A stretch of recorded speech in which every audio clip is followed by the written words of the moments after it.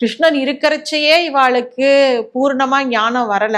அப்படி இருக்கிற இந்த மக்கள்லாம் எப்படி கரை சேர்வா அப்படின்னு சொல்லும்போது அந்த இடத்துல சூதர் சொல்றார், எப்படி பாகவதத்தோடைய பிரபாவத்தையும் பாகவதத்தோட மகாத்மியத்தையும் அங்கேயே சொல்ல ஆரம்பிக்கிறார். பாகவதத்தை ஏந்திரத்துக்கு உண்டான ஒரு பெரிய மகானுபாவர் வரணும்னு இருந்திருக்கு. அதனால சுகபிரம்மத்துக்கிட்ட கொடுக்குறார்.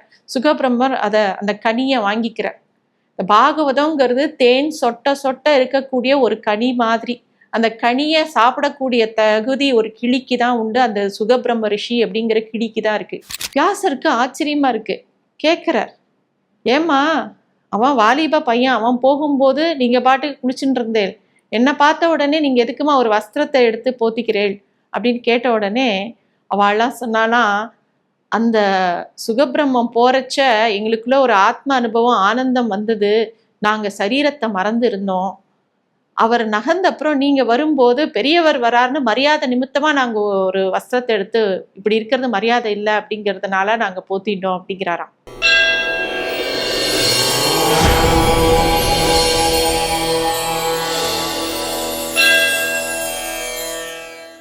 இந்த பாகவத கதைகள் வேற எங்கெல்லாம் ஒவ்வொருத்தருக்குள்ளேயும் பெரிய சலனத்தை ஏற்படுத்தினது, ஒவ்வொருத்தருக்குள்ளேயும் ஒரு பெரிய ஆழ்ந்த பக்தியை ஏற்படுத்திட்டுன்னு பார்க்கும்போது நைமிசாரண்யம், நம்ம எல்லாருக்கும் தெரியும் நைமிசாரண்யம் அப்படிங்கிற ஒரு க்ஷேத்திரம் இருக்கு.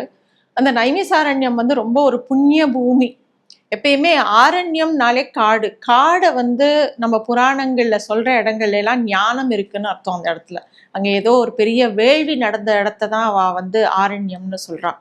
அந்த நைமிசாரண்யத்துல தீர்த்த சக்கர யாகம் அப்படின்னு ஒன்று நடந்துட்டு இருக்கு. ரிஷிகள் முனிவர்கள் எல்லாரும் பெரிய பெரிய முனிவர்கள்லாம் அதை பண்ணிட்டு இருக்கா. அப்போ அந்த சூத பௌராணிகர் அப்படிங்கிறவருடைய தலைமையில அங்க யாகம் நடந்துட்டு இருக்கு. எதுக்காக? இந்த உலகத்தோட நன்மைக்காக அவ பண்றான். எப்பயுமே ரிஷிகளும் மகான்களும் அவளுக்குன்னு எதுவும் தேவை கிடையாது. இருக்கக்கூடிய எல்லா ஜீவ கோடிகளையும் கரை சேர்க்கணும் அப்படிங்கிறது மட்டும்தான் அவளுக்கு எண்ணமா இருக்கும். அப்படி பண்ணிட்டு இருக்கும்போது என்னதான் அவள்லாம் ஆத்ம அனுபவத்துல லயிச்சிருந்தாலும் அவளுக்குள்ள ஒரு கருணை பொங்கிட்டே இருக்கும். அந்த கருணையானது இந்த மக்களை பார்க்கும்போது, இந்த ஜீவன்களை பார்க்கும்போது அவளுக்கு சில சமயம் அவா படுற கஷ்டத்தை, ஜீவன்கள் படக்கூடிய கஷ்டத்தை பார்க்கும்போது அவளுக்கு துக்கம் வருமா. அந்த மாதிரி இந்த யாகத்தை பண்ணிட்டு பாக்கி நேரத்துல அவ உட்கார்ந்து இருக்கும் போது இந்த ஜீவக்கோடிகள் எப்படி கரை சேரும் அப்படின்னு கவலைப்பட்டு இருக்கான். அந்த நேரத்துக்கு அந்த இடத்துக்கு சூத முனிவர் வரார். சூத முனிவர் வந்த உடனே எல்லாரும் அவரை நமஸ்காரம் பண்றா. இந்த மாதிரி ஏன் துக்கமா இருக்கீங்க எல்லாரும், இவ்வளோ யாகம் பண்ணிட்டோம் அப்படின்னா, இல்ல கலி பிறந்தெடுத்தோ, கிருஷ்ணாவதாரம் வேற முடிஞ்செடுத்தோ, இனிமே என்ன பண்ணுவா இந்த ஜீவன்கள்லாம், கிருஷ்ணன் இருக்கிறச்சையே இவாளுக்கு பூர்ணமா ஞானம் வரல, அப்படி இருக்கிற இந்த மக்கள்லாம் எப்படி கரை சேர்வா அப்படின்னு சொல்லும்போது அந்த இடத்துல சூதர் சொல்றார், எப்படி பாகவதத்தோடைய பிரபாவத்தையும் பாகவதத்தோட மகாத்மியத்தையும் அங்கேயே சொல்ல ஆரம்பிக்கிறார். அப்படி சொல்ல ஆரம்பிக்கும் போது அந்த இடத்துல அது என்ன விஷயம், யார் யாருக்கு சொன்னது அப்படிங்கும்போது நாரதருக்கு சனத்குமாரர் சொன்னது. அதுக்கப்புறமா நாரதர் கிளம்பி ஒவ்வொரு இடமா சொல்லிகிட்டே போகும்போது வியாசரை சந்திக்கிறார். வியாசரை சந்திக்கும் போது வியாசரோட கதை எல்லாருக்கும் தெரியும். வியாசரோட விஷயத்தை பத்தி பேசும்போது அவர் எப்படி பிறக்கிறார், அவர் எப்படி பராசரருக்கும் சத்தியவதிக்கும் பிறக்கிறார், அப்படி பிறந்த வியாசர் எப்படி அவரே பகவானுடைய ஸ்வரூபம். ஏன்னா வேதத்தை 4ஆ பிரிச்சவர் யாருன்னா வேதவியாசர். அதனாலதான் அவருக்கு வேதவியாசர்னு பேரு. கிருஷ்ணத்வாபாயனர் அப்படிங்கிறவர் தான் வேதவியாசர். வியாசர்ங்கிறது ஒரு ஆசிரியன் அப்படின்னு எடுத்துக்கலாம். இந்த வேதவியாசர் என்ன பண்றார், வேதத்தை 4ஆ பிரிக்கிறார், இதிகாசங்களை எழுதுறார், அதுக்கப்புறமா 18 புராணங்களை எழுதுறார். இருந்தாலும் இத்தனையும் எழுதினா கூட அவருக்குள்ள ஒரு பெரிய துக்கம் இருக்கு. அந்த துக்கம் ஏன் இருக்குன்னு அவருக்கே தெரியல. நம்ம என்ன பண்ணினோம், ஏன் நமக்கு இவ்வளவு துக்கமா இருக்கு அப்படின்னு நினைச்சுட்டே இருக்காரு. அப்ப அந்த இடத்துல யாருக்கெல்லாம் ஒரு கலக்கம் இருக்கோ, யாருக்கெல்லாம் ஏன் எனக்கு இந்த துக்கம் இருக்குன்னு ஒரு விசாரம் இருக்கோ, அந்த இடத்துக்கு நாரதர் வருவார். அதே மாதிரி நாரதர் வியாசர் முன்னாடி வரார். என்னப்பா ஆச்சு, ஏன் துக்கமா இருக்க அப்படின்னு கேட்கும்போது, தெரியல, நான் எவ்வளவோ காவியங்கள் எழுதிட்டேன், இருந்தாலும் என் மனசுல ஏதோ ஒரு துக்கம் குடிக்கொண்டே இருக்கு, ஏதோ நான் செய்ய வேண்டிய முக்கியமான விஷயத்த செய்ய தவற விட்டுட்டேனோ, அதனாலதான் இந்த துக்கம் இருக்கோ அப்படிங்கிறது எனக்கு தோன்றது, நான் என்ன பண்ணணும் அப்படின்னு நாரதர்கிட்ட கேட்கிறார். நாரதர் சொல்றார், ஆமா நீ எல்லாமே வசதியான விஷயங்கள்லாம் எழுதியிருக்க, நான் இல்லைன்னு சொல்லலை.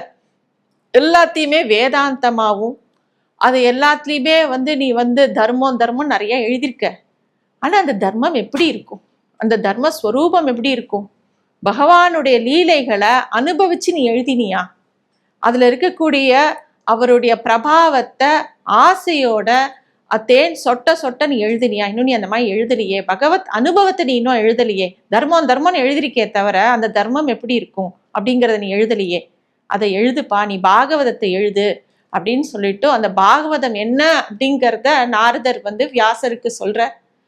வியாசர் அப்படியே அதை கேட்க கேட்க கேட்க அதுல திளைச்சு போறார். கிருஷ்ண கதையை கேட்கும்போது இவ்வளோ வேதாந்தம் எழுதினவர், இவ்வளோ தர்மத்தை பத்தி சொன்னவர், கிருஷ்ணனை பத்தி எழுதியிருந்தா கூட இந்த கிருஷ்ணா அனுபவத்தை எப்படி இந்த லீலைகளோட சேர்ந்து விவரிச்சு நாரதர் சொல்லும் போது அந்த அனுபவத்துல திளைச்சு போற.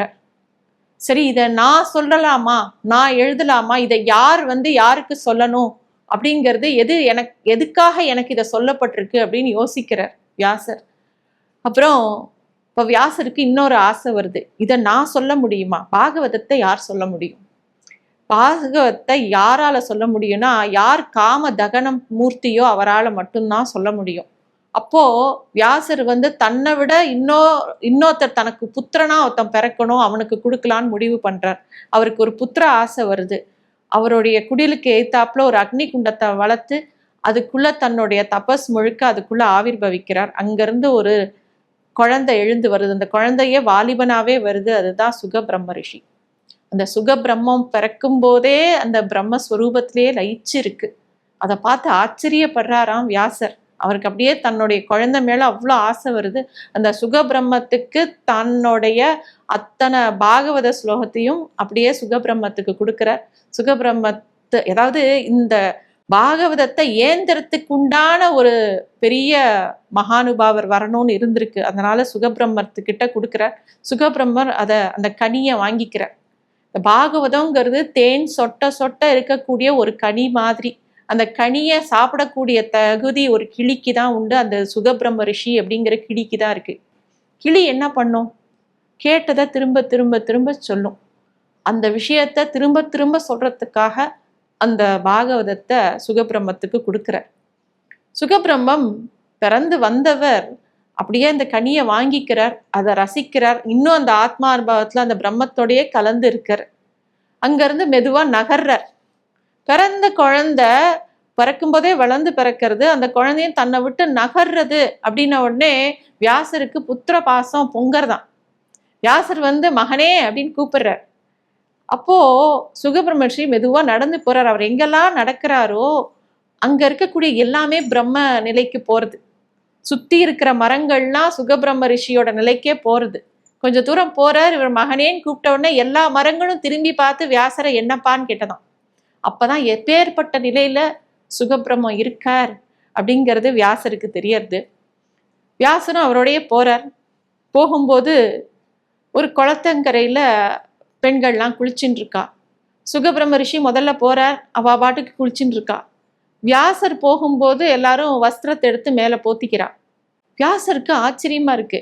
கேட்கிறார், ஏம்மா அவன் வாலிப பையன், அவன் போகும்போது நீங்க பாட்டுக்கு குளிச்சுட்டு இருந்தேன், என்னை பார்த்த உடனே நீங்க எதுக்குமா ஒரு வஸ்திரத்தை எடுத்து போத்திக்கிறேள் அப்படின்னு கேட்ட உடனே அவள்லாம் சொன்னானா, அந்த சுகபிரம்மம் போறச்ச எங்களுக்குள்ள ஒரு ஆத்ம அனுபவம் ஆனந்தம் வந்தது, நாங்க சரீரத்தை மறந்து இருந்தோம், அவர் நகர்ந்த அப்புறம் நீங்க வரும்போது பெரியவர் வராருன்னு மரியாதை நிமித்தமா நாங்க ஒரு வஸ்திரத்தை எடுத்து, இப்படி இருக்கிறது மரியாதை இல்லை அப்படிங்கிறதுனால நாங்க போத்திட்டோம் அப்படிங்கிறாராம்.